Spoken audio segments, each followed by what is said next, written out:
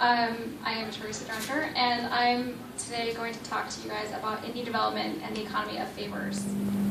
So I went indie because I wanted to have some creative freedom. I worked at Maxis before, but I wanted to strike out, take a risk, and join the indie Wild West. So some of the titles I worked on before include Spore, SimCity, and Darkstorm. But today I want to talk to you about the indie development and the economy of favors. And I wanted to touch on some of the resources, challenges, and rewards you'll get from participating in this economy. It's very much you scratch my back, I'll scratch yours. So what is this economy? First, I want to talk about what it is to be indie. So I think that's a bit of a misnomer. Indie is short for independent, and that implies a solo endeavor. You would think of the phrases pulling yourself up by your bootstraps, self-reliance, self-made, and you might think of someone crawling into their bedroom/home office, and after a year emerging haggard with a beautiful opus of personal magnitude. So this doesn't really work. This is how we started development, and I kind of went crazy. It was very isolating, and that's not really what development is about right now. So you're competing with AAA titles. And these AAA games have huge teams that are getting everything that they need to get done. And you can try to do all the same things yourself and you will flail. What indies are really doing right now is forming tribes, and they're coming together to create layers of support for one another. So the indie scene is completely booming right now. There are a huge number of people who have joined the pool recently. And that might initially appear to drive competition up, but I would argue that what's really happening is the resources that people can share with one another are getting more abundant, and that's making development more and more viable. So I want to talk to you about the local scene global market. San Francisco is a place where the indie scene is booming, and you're competing for a global market, which is not saturated. It's not like you have one laundromat next to another one on the street, and sales from one are going to cut into sales from another one. Right now, since the medium is digital, our reach is pretty unbounded. Never before have you been able to take two people and get them to make a product that will sell in Russia. So it's pretty phenomenal. So one thing is that our resources are not finite. What we're doing is generative. We're makers, not takers. So it's not like that typical model of like oil miners that are in competition with one another. If one is stronger, they're going to be able to mine out more oil and you'll get less. That's not what's happening. So typically, aiding a rival strengthens them. And they can grab more of the pie, which means less for you. But for indies, the pie is so huge that that little amount that they might have taken out of it is just not going to impact you. So AAAs do sell millions of copies, and AAA games are in direct competition with one another. But in order to be successful, an indie needs to only sell a fraction of that amount. And this lack of local competition relative to the global market disrupts typical models of supply and demand and scarcity. So the benefits just outweigh the costs when you're talking about indies helping one another versus competing with one another. The math is in our favor. So what happens is a form of tribal economics emerges, and cliques form to help each other. You can kind of think of it like a small town barn raising, and the incentive for them is that when they need to raise their barn, you'll be there to help them out.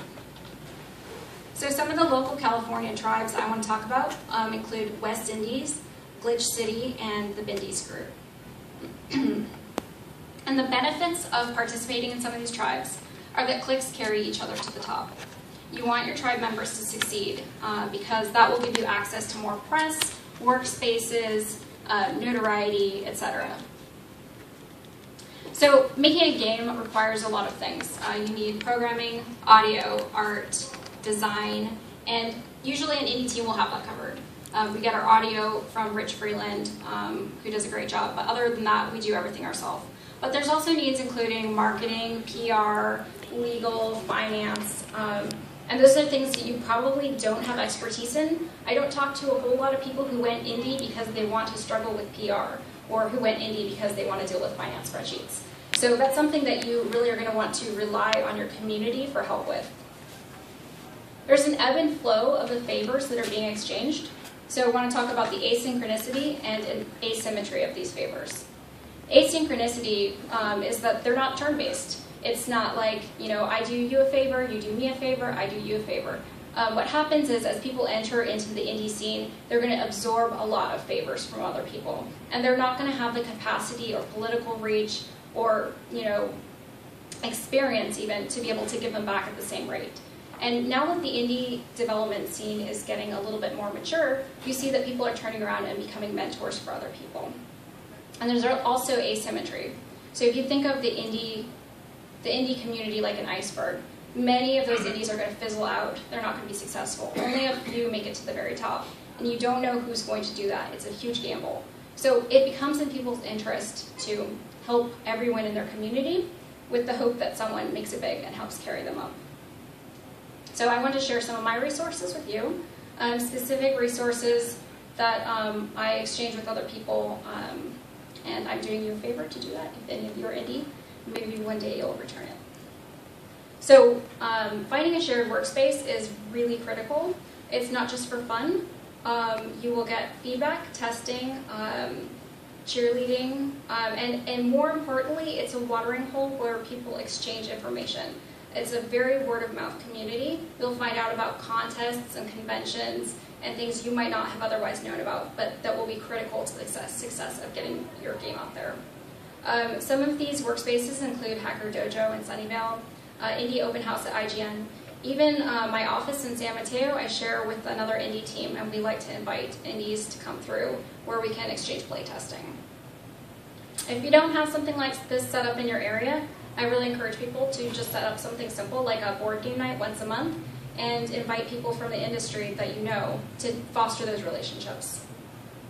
So here's a bunch of more established channels for support. Some of these include TigSource, IndieDB, IGDA, IGF, the Indie Fund, which is a really cool direct financial support set up by people who have been industry successful indies to help each other.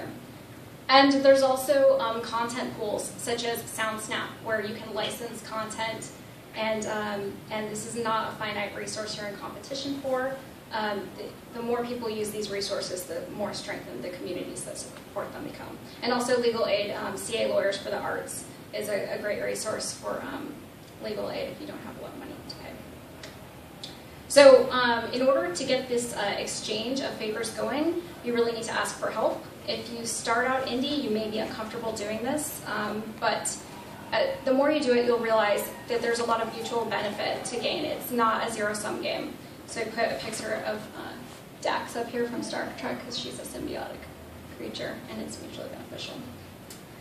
So, so some of these specific mutual benefits include your relationship with the press. When you talk to press, you're offering them content, and they are giving you viewership.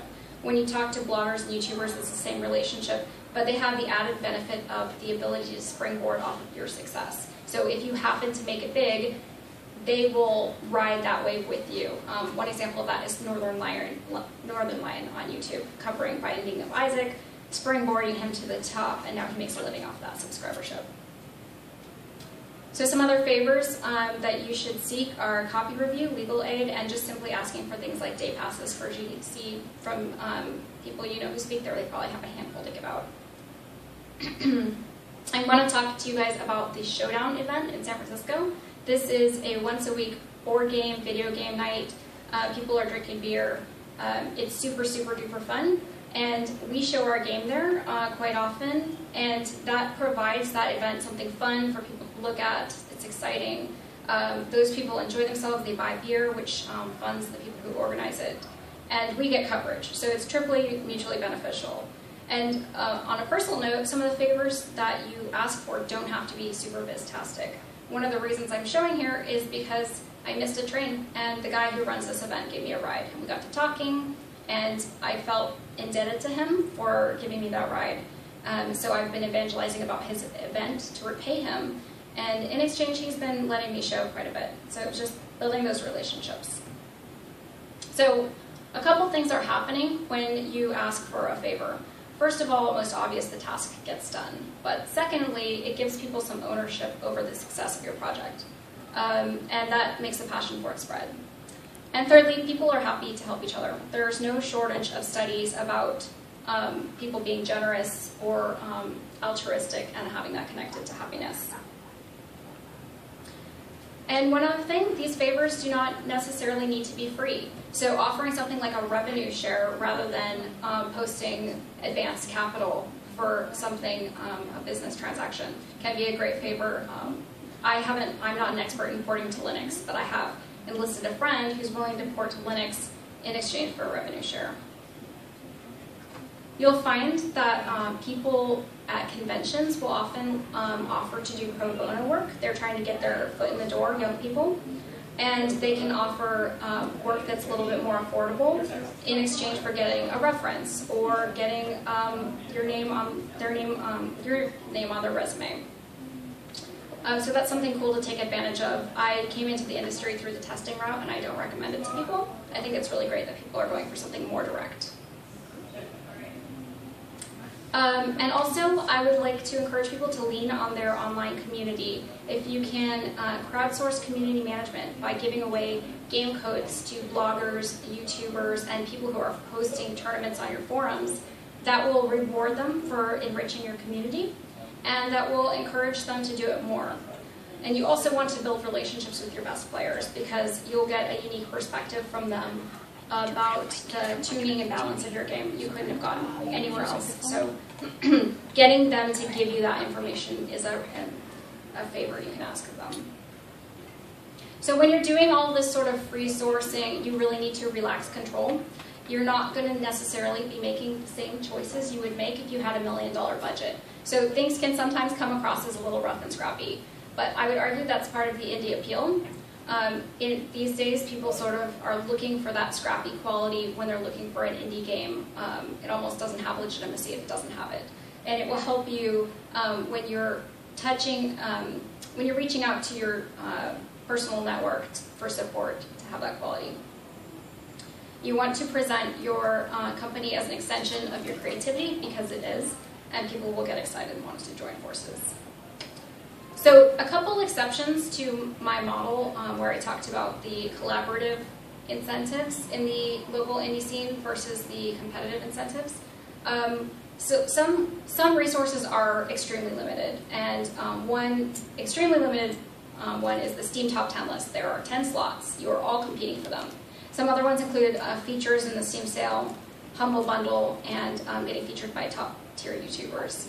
A way you can mitigate that risk among your local indie tribe is by just coordinating your release dates so you're not stomping on each other. Also, it's important to not burn social capital. So you need to gauge interest from people you're reaching out to. If anyone shies away, you want to back off and not abuse that relationship. But for the most part, we found that people are really excited to help us.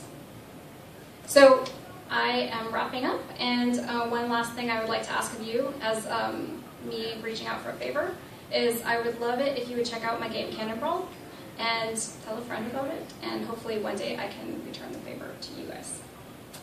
That's it. Anyone questions?